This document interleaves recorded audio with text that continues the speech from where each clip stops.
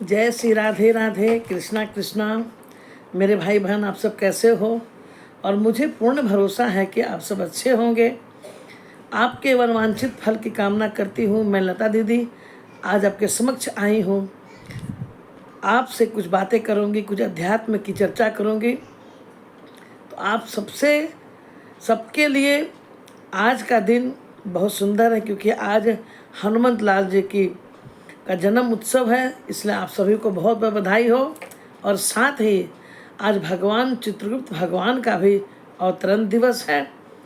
तो उनके लिए भी आप सभी कायस्थ परिवार को भी, चित्रांग परिवार को भी हार्दिक हार्दिक शुभकामना। लेकिन इस चर्चा में जाने के पहले मैं आपसे एक ही अनुरोध कहूँगी कि आप हमारे इस चैनल को, इस यूट्यूब चैनल को बेल आइकन बजाकर आप हमसे इस चैनल से जुड़ जाएं, ताकि हमारा नोटिफिकेशन आपके पास पहले पहुंच जाए और आप वीडियो को देख सकें। हाँ, एक बात ज़रूर कहना चाहूँगी कि आप कमेंट नहीं करते हैं। अगर आपको अच्छा लगता है तो एक कमेंट ज़रूर कीजिए, ताकि एक मन में श्रद्धा भाव से आप समझिए कि अगर मैं आपके लिए वीडियो बना रही हूँ तो आप भी दक्षिणा स्वरूप एक कमेंट जरूर कर सकते हैं। चलिए आज बात करते हैं भगवान चित्रगुप्त जी का अवतरण कैसे हुआ, उस पर चर्चा करती हूँ। तो आपको मैं बताती हूँ कि आप सभी जानते हैं कि भगवान चित्रगुप्त जो हैं ये पाप पुण्य का लेखा जोखा रखते हैं, और इनका काम ही है कि मृतलोक में जो भी व्यक्ति पुण्य किया हो और पाप किया हो, उसका लेखा जोखा वो विस्तार से रखते हैं। और जब व्यक्ति इस मृतलोक से जाता है तो उसकी पूरा लेखा जोखा उनके पास ही रहता है, और उसी हिसाब उन्हें दंड दिया जाता है कि उन्हें नरक की तरफ जाना है या स्वर्ग की तरफ जाना है। यानी पाप का लेखा जोखा रखने वाले चित्रगुप्त महाराज को बारंबार प्रणाम करती हूँ। अब आप सभी जानते हैं कि चित्रगुप्त भगवान के ही वंशज हैं कायस्थ, तो उनके बारे में थोड़ी चर्चा करती हूँ। पहले ये जो पाप पुण्य का लेखा जोखा था, ये सब लेखा जोखा भगवान ब्रह्मा जी ने यम को दिया कि आप इसके लेखा जोखा को आप रखें। लेकिन यम को जब एक काम सौंपा गया तो कार्य को संभालते हुए पांडव ऋषि के पाप पुण्य के जो निर्धारण, जो पाप और पुण्य को जो लेखा जोखा करते हैं, उसमें कुछ यम से चूक हो गई, जिसके वजह से पांडव ऋषि ने यम को श्रापित कर दिया। और श्राप करने से यम जो हैं ये घबरा गए, और घबराने के बाद ये सीधे ब्रह्मा जी के पास आए। ब्रह्मा जी के पास आकर गुहार लगाएं कि प्रभु मुझे उनके श्राप से मुक्त कर दीजिए। और श्रापित यम जो हैं वो बहुत गुहार लगाने लगे ब्रह्मा जी के पास। तो ब्रह्मा जी को बहुत आग्रह करने के बाद उनके मन में ऐसा आया कि परीक्षक के रूप में, यानी उनके जगह पे किसी को तो काम करना है। तो उन्होंने, ब्रह्मा जी ने घोर तपस्या की, कई वर्षों तक घोर तपस्या करी।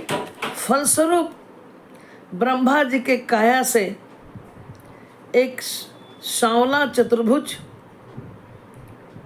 परीक्षक के रूप में एक देवता प्रकट हुए। ब्रह्मा जी ने इनका नामकरण भूमि का तय किया। और ये प्रकट कब हुए? ये चैत्र माह यानी अप्रैल के पूर्णिमा जो आज तिथि है, चैत्र मास के पूर्णिमा को ही, जैसे हनुमंत लाल जी का जन्म उत्सव मनाते हैं आज का दिन ही, तो आज के दिन ही हम चित्रगुप्त भगवान जो एकदम सांवले हैं और चतुर्भुज हैं, 4 भुजा वाले हैं।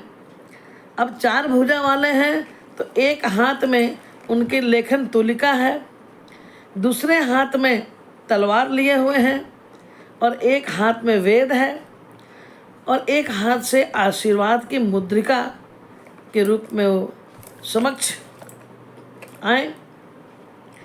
ब्रह्मा जी के चित्त में गुप्त रूप से ये रहे, इसलिए इनका नाम चित्रगुप्त कहलाया। और ब्रह्मा जी ने कहा कि आपके जो वंशज होंगे वो कायस्थ कहलाएंगे। इस प्रकार ब्रह्मा जी ने क्या किया कि ब्रह्मा जी के निर्देशानुसार ही उज्जैन के काथका गांव में जहाँ शिप्रा नदी बहती है, चित्रगुप्त जी ने वर्षों तपस्या की और इस संसार को, सृष्टि को संचालित करने की विधान का पंडित प्राप्त किया। ब्रह्मा जी ने खुद 2 महिलाओं के साथ इनका विवाह कराया और इनसे हुए 12 पुत्र। और 12 पुत्र जो हुए ये कायस्थ परिवार के 12 में है, जैसे श्रेणी बनी हुई है। उसके बाद ब्रह्मा जी के आदेशानुसार ही चित्रगुप्त भगवान जी का काम ही ये है कि सबके मित्रलोक में जैसे भी व्यक्ति जो भी कर्म करते हैं उस अनुसार उनका लेखा जोखा रखते हैं। बोलिए चित्रगुप्त महाराज की जय हो। और भी इनके बहुत सारी 1-2 कहानियाँ हैं, जैसे आगे मैं बताऊंगी। आज मैं पहली कहानी आपको बताई हूँ कि भगवान चित्रगुप्त जी का अवतरण दिवस आज ही के दिन चैत माह के पूर्णिमा के दिन हुआ। तो आप सभी को आज 2 जन्म उत्सव है। बजरंगबली जी का, हनुमत लाल जी का भी जन्म उत्सव और साथ ही चित्रगुप्त भगवान का जन्म उत्सव है। तो दोनों की हार्दिक शुभकामना। जय श्री राधे राधे, जय श्री कृष्णा।